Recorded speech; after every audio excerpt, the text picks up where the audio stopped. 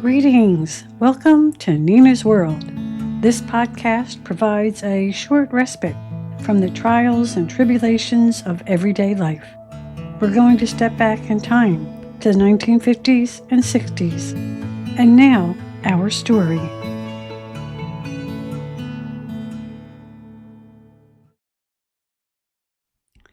Nina tries to read. Just sound it out. Nina wanted to learn how to read almost as much as she wanted to be able to write. She would watch her older sisters lounging in chairs or on the floor, with books spread wide, opening worlds still closed to her. Sometimes her older sisters would read to Dorothy, Martha, and her from the orange childcraft books, from anthologies, or from A Child's Garden of Verses. Nina liked Aesop fables with a moral at the end, like when the fox tried and tried to jump high enough to reach the pleasingly plump purple grapes hanging on the vine. When he couldn't get them, he padded away, grumbling they were probably sour anyway. Nina knew that the fox was just mad because he couldn't get what he wanted when he wanted it. Nina thought of someone else she knew that was the same way. Even though she was a big girl now, there was something cozy about nursery rhymes, and she would recite them as her sister read them aloud to her younger sisters. She had a lot of favorite poems, like the one about a child flying high on a swing, or sitting by a window waiting for the lamplighter, or the boy when sick, pretending his bedspread was the vast countryside, moving toy soldiers around. Nina would listen and listen, then beg for one more before heading upstairs. Nina could be a pest. In her reading circle at school, the teacher, Miss Herring, would hold up cards with words on them for the children to read. Nina would move her lips and listen, but couldn't quite remember them from day to day. They just didn't mean anything all by themselves, so Nina was often caught clueless when the teacher would call on individual children to read the words on the cards. Leaning forward from her chair, Miss Herring showed a card to all of the children before asking, "What's this word?" Nina, what about you?" Silence. Nina was looking at the word, taking her time to think about the letters and the sounds they made. "What's this word, Nina? We read these cards before. Look at each letter. W, wa. A, uh. Together they are wa. Now G, g, wag." Mrs. Herring covered the first part of the word, showing only O-N, clicking her fingers. "Surely you know what it is. It's put it all together and you get the word." Nina didn't answer. Nina thought about it, but it didn't make sense. What was a wag on? Did it have something to do with a dog? Nina blurted out, "Wag on." Miss Herring rolled her eyes. "Boys and girls, you know what the word is. Who wants to tell Nina?" Children raised their hand, but one boy blurted out, "Wagon. The word is wagon." "Yes, it's wagon. Nina, do you remember that Dick gave Spot a ride in his wagon?" Her friend Helen offered Nina an encouraging smile, but Nina was feeling embarrassed and ashamed. She was doing her best, but she got nervous when called upon to answer quickly in front of her classmates. As the teacher continued, the light bulb went on above Nina's head, just like in the Saturday morning cartoons. Nina was glad when the teacher went to the next victim for the last word card and then placed them one by one on the ledge that held the chalk and erasers. Nina looked at all the word cards along the ledge of the blackboard, read them to herself. They were just words without meaning. Learning to read was hard work. Looking again, Nina thought, if she put that card there and that card there and moved that card, then it would make a little bit more sense. A eureka moment. The light bulb was even brighter now. Nina was glad she had time to think about them.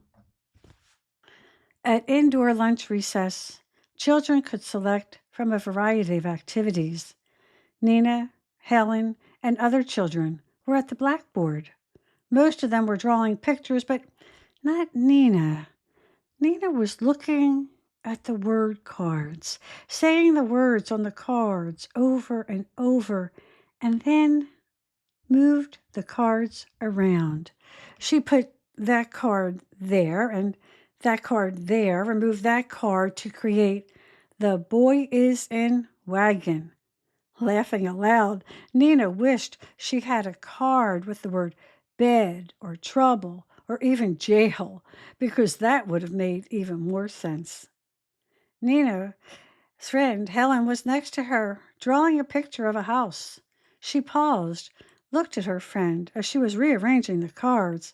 Nina, what are you doing? You're going to get in trouble if Miss Herring sees you. But I think the cards make more sense this way. Nina pointed to the cards one by one. When I put the cards like this, it says, the boy is in wagon. Then it's easier for me to remember the word on each card. Helen gave it some thought, read the cards as Nina had lined them up, laughed a bit in surprise and reread the cards. Hey, that's neat. The boy is in wagon, but shouldn't there be more words? Nina also laughed. Yeah, I wish I had another card with the on it. If I did, it would be the boy is in the wagon. Quoting an older sister, Nina added, alas, what's a girl to do? Then they both laughed. The bell rang, signaling the end of recess. Nina whispered, maybe we can play with all the word cards tomorrow. Before returning to their seats, children were busy putting away crayons, erasing the blackboard, replacing puzzles into the slotted box. Nina was settling in because it was read aloud time, and if there was one thing Nina truly loved, was to listen to stories. Miss Herring walked towards the padded rocking chair in front of the room. The first graders remained at their desks because only kindergarten babies sat on the floor. Something caught her eye. She stopped, stared, turned to look at the class, pointing to the word cards on the ledge. Amazed, Miss Herring said, who did this? Who rearranged the cards this way? Nina wondered if her teacher was angry, as Helen had predicted. Nina didn't want to be scolded. Nina didn't want the other children to look at her. Nina had only wanted the word cards to make sense. Miss Herring again asked the question. Helen raised her hand and proudly said, Nina did it and showed me too. If we have indoor recess tomorrow, we're going to... Miss Herring raised her hand like the crossing guard, indicating motorists should stop. Helen stopped, letting her voice drift off into space. Miss Herring looked puzzled. She turned to Nina, who only stared back at her and then down at her lap. The teacher turned to look at Helen, who was all smiles. Nina began to feel wobbly inside as she anticipated a scolding for touching the teacher's materials.